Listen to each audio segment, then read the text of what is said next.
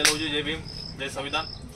आजच्या अण्णाभाऊ साठे यांच्या 104व्या जयंतीच्या अनुषंगाने ओंसाजीनगर मालेगाव येथे दीपक दबडगाव, विकी गायकवाड, निकाळजे या सर्व युवकांनी आजच्या या जयंतीचे कार्यक्रमाचं आयोजन केलेलं होतं। कार्यक्रम अतिशय चांगला झाला, परंतु पावसाअभावी मला कार्यक्रमातून येता आलं नाही। परंतु ज्या आताही सुद्धा या युवकांचा जो उत्साह आहे, असाच उत्साह पुढच्या वर्षी सुद्धा कायम ठेवा। पुढच्या वर्षीच्या कार्यक्रमामध्ये नक्की मी कार्यक्रमाच्या मुख्य आयोजनाच्या वेळेस येणार असं एक शब्द देतो।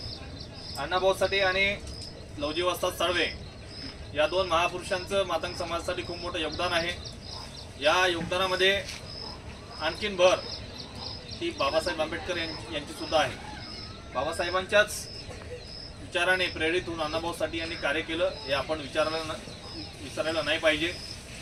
महात्मा फुले यांनी जे शैक्षणिक कार्य केलं, त्यांच्या मागे लवजी वस्ताद यांचा सिंहाचा वाटा हे सुद्धा महत्त्वाचं आहे। अशा प्रकारे लवजी वस्ताद साळवे आणि अण्णाभाऊ साठे या दोन महापुरुषांच्याच कार्यावर आजचा मातंग समाज कार्य करत आहे आणि असंच कार्य करत राहो अशी शुभेच्छा देतो। आजच्या या 104व्या जयंतीच्या अनुषंगाने मालेगावमधील सर्व समाजाच्या सर्व धर्मातील अन्वयांना, सर्व बंधू भगिनींना आजच्या या जयंतीच्या शुभेच्छा देतो।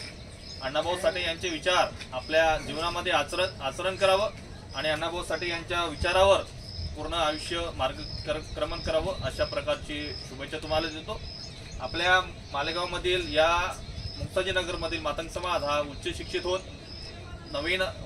होऊन नक्की नोकरीवर लागेल, उच्च पदावर लागेल असं आपण आज इथे प्रतिज्ञा करूया आणि ज्याप्रमाणे बाबासाहेबांनी आपल्या शिक्षणाचा रस्ता दिलेला आहे, त्या रस्त्यावर चालून आपण आपलं आयुष्य सफल करूया। बाबासाहेबांचे स्वप्न, अण्णाभाऊंचे स्वप्न, लवजी वस्तादांचे स्वप्न आपण नक्कीच साकार करूया अशी प्रतिज्ञा करूया आणि येणाऱ्या या जयंतीच्या अनुषंगाने पुढच्या 2025च्या अनुषंगाने आपण पुनश्च कार्यक्रमाला तयारी लागू आणि पुढच्या वर्षीचा सुद्धा कार्यक्रम अशाच प्रकारे उत्साह साजरे करू अशी आशा बाळगतो आणि 2 शब्द संपवितो। आयोजकांनी 2 शब्द बोलण्यास धन्यवाद।